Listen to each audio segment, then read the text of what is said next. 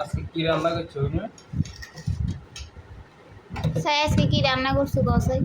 এগুলো কি ভর্তা? এগুলা সিম ভর্তা। সিম ভর্তা, সিমের লগে আর কি দিছো? সিম দিছি, তারপরে পেঁয়াজ রসুন, এগুলো তো দেয়া লাগবে, এগুলো না দিলে কি আবার ভর্তা দি হইবে?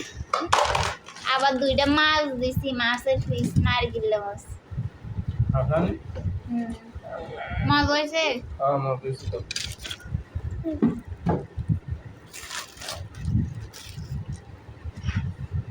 সামনের কড়াইতে কি আমি কেমন তোমার বাবার লগে ভাত খাই এসো। আবে ভাত খাবে না? আসো। ভর্তা দিয়ে আজকে কয়টাল ভাত খান যাবে?